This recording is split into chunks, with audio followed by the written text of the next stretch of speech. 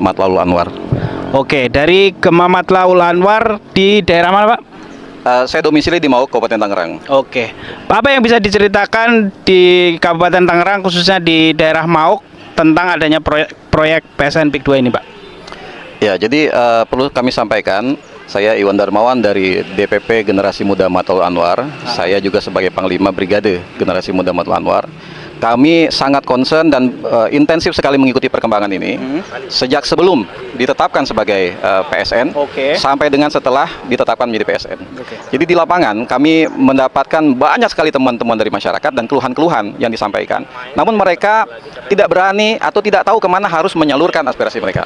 Satu. Nah, lalu kemudian apa saja yang terjadi di sana? Yang terjadi di sepanjang tahun 2024 misalnya, dari mulai awal sampai saat ini, itu adanya akuisisi lahan oleh pihak-pihak tertentu yang mengatasnamakan PSN. Sehingga kemudian masyarakat harus mau tidak mau menyerahkan tanahnya dengan harga yang dipatok sangat murah. Kalau boleh tahu berapa, Pak? Dulu masih di atas 120, 150 ada, sekarang rata-rata 50.000. 50.000. Dan bahkan ada masyarakat yang mengadu kepada kami, beliau berhubungan langsung dengan orang yang mengatasnamakan sebagai perwakilan dari perusahaan. Perusahaan apa? Dari pengembang PIK ya. Lalu kemudian dengan berbagai macam cara, dari mulai halus sampai dengan intimidatif dan seterusnya, gitu ya. Pola-pola seperti ini itu adalah hal yang dianggap lumrah terjadi. Dan ketika masyarakat mengadu kepada pemerintah setempat, misalnya mereka tidak mendapatkan solusi. Saya ambil contoh misalnya sederhana, petani seminggu lagi mau panen. Lalu kemudian tiba-tiba lahannya diuruk tanpa ada pemberitahuan. Apa yang dilakukan? Dia harus mau tidak mau mengadu pada siapa yang dia anggap bisa mengayomi, bisa melindungi. Lalu dia ke oknum aparat, lalu apa katanya? Ya sudah, jual saja. Ini kan tidak ada solusi. Fakta bahwa memang petani ini adalah penggarap. Dia bukan pemilik lahan. Tetapi persoalannya, ketika dia menggarap lahan tersebut, dia mengeluarkan modal, mengeluarkan biaya untuk bibit, untuk pupuk, untuk pengolahan lahan dan seterusnya. Dia hanya minta diberikan waktu 1 pekan lagi saja. Tapi ternyata tidak dipenuhi dan tetap diuruk. Nah, ini menunjukkan bahwa ada arogansi dari baik pihak pengembang maupun juga aparat, sehingga tidak mau memperhatikan nasib rakyat yang ada di bawah. Nah, lalu kemudian ada juga beberapa kasus, misalnya ketika seseorang tidak mau menjual tanahnya, tanah itu kemudian jadi berubah nama suratnya. Itu banyak. Lalu kemudian persoalan alih fungsi lahan, ini juga jadi persoalan yang masih belum tuntas menurut kami. Kenapa? Karena awalnya ini adalah lahan sawah produktif. Di utara Kabupaten Tangerang ini adalah lahan pertanian dan perikanan produktif. Kendati di media-media mereka mengatakan ini adalah lahan-lahan yang tidak produktif, kemudian rawa dan seterusnya. Tapi itu adalah bohong besar, karena faktanya ini adalah lahan pertanian produktif. Nah, yang jadi pertanyaan adalah, kenapa tidak ada sosialisasi yang komprehensif, baik dari pemerintah setempat, dari pengembang, tentang rencananya sepertinya akan seperti apa ini sebenarnya, gitu kan? Sehingga masyarakat kemudian tidak was-was, ini jangan-jangan tanah saya kena plot, jangan-jangan tanah saya kena plot. Nah, jadi sebenarnya master plan-nya seperti apa, masyarakat itu tidak tahu.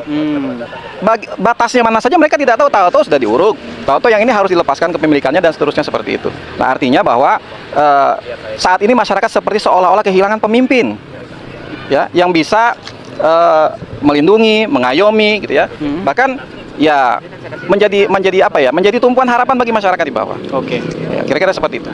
Dan kalau kita lihat kan perkembangan hari-hari ini, masyarakat sudah mulai bersuara ya, Pak ya. Tadinya kita lihat tadi dari percakapan Bapak tadi, aparat sepertinya tidak bisa melakukan apa-apa, dan kali ini namanya masyarakat sudah mulai menyampaikan pendapat-pendapatnya di depan publik. Dan besok hari Senin tanggal 16 Desember 2024 juga ada sidang gugatan terhadap Aguan Antoni Salim, termasuk para pengembang PSN PIK 2. Nah, tanggapannya Bapak seperti apa, Pak? Baik, saya sebentar ya. Jadi begini, kami dari Generasi Muda Matlaul Anwar juga mewakili lembaga.